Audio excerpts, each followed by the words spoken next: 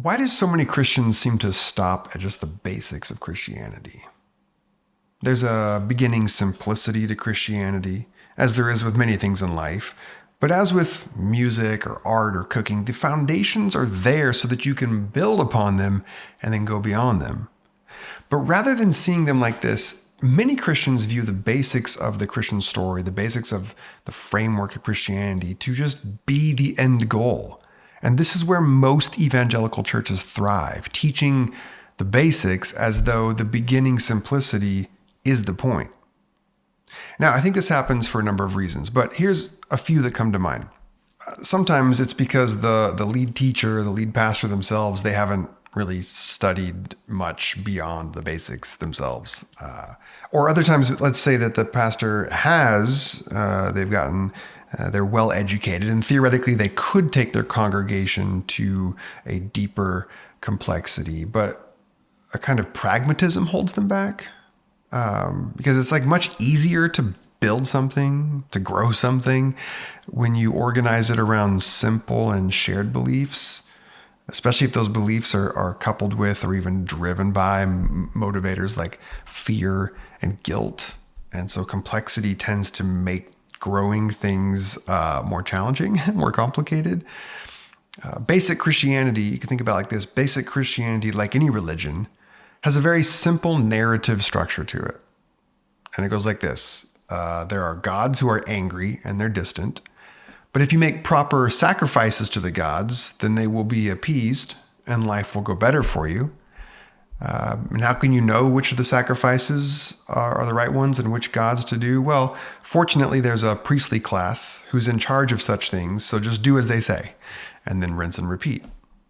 Now, there's a version of Christianity that actually maps on pretty well to that basic religious structure.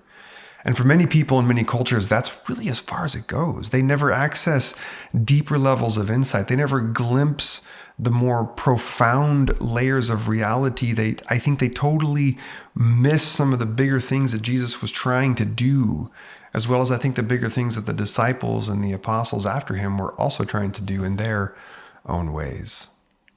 But the blame for plateauing at the beginning simplicity of Christianity, you can't just place it at the feet of the leaders alone. There's a reason Jesus told people that he said, let them with eyes to see, and let them with ears to hear. Because sometimes I don't know that people want to hear it or they want to see it. I think they might just want to keep it super simple. Maybe this is why Jesus sometimes asked people, like, do you want to be healed? Do you want to be made whole? Because being made whole requires growth, and growth involves transformation, and transformation means changing. And that's scary and hard. Many people don't want to know that there's more to the story than what they've been told. It's comfortable to stay where you're at. There's a security found in this beginning simplicity of Christianity. God said it, the Bible declares it, I believe it, and that settles it. A lot of people don't want to explore what does it actually mean for God to speak. God said it. Let alone, what does it even mean to utter this concept as wild and mysterious as God? Many people don't want to hear about how the Bible was actually constructed, about how it contradicts itself, about how it's this vast library of different genres, interested in doing things way different than just communicating historical truths of things that actually happened. A lot of people don't want to interrogate, what does it mean to believe something? What does it mean to challenge your beliefs? What does it mean to explore other beliefs? This is why in my work, I often say that it takes faith as a verb to grow your faith as a noun. So faith as a verb is an act of trust. It's a posture of openness and curiosity. It's something that's grounded in a deep trust that all is okay and that you're okay. And faith as a noun is kind of like, here's the things that I currently believe. Here's how I practice and live my life accordingly. But it takes great trust or faith to be open to the possibility that what you've always believed as part of your faith may not be something you want to continue to believe. The complexity of spirituality in general, and Christianity in particular, demands that we settle into mystery, that we embrace ambiguity, that we show up even when we don't really get it. But I don't know, mystery, that can be terrifying. Ambiguity can be uncomfortable.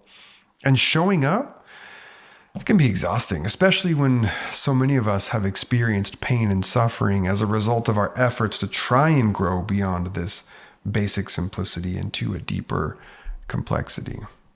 So it's no wonder that a lot of Christians remain fixed in this beginning simplicity. Even if they attend a church with a pastor who does do all they can to invite people to a deeper complexity, there's a good chance they just simply won't follow. Knowing the answers, or at least thinking you do, that feels pretty good. Why trade in the certainty of, here's a Bible verse that settles that for me, for something like, well, actually, I'm not sure the Bible has a clear guidance on that. And even if it does, it kind of conflicts itself at times. And I don't know how that makes sense in my life today.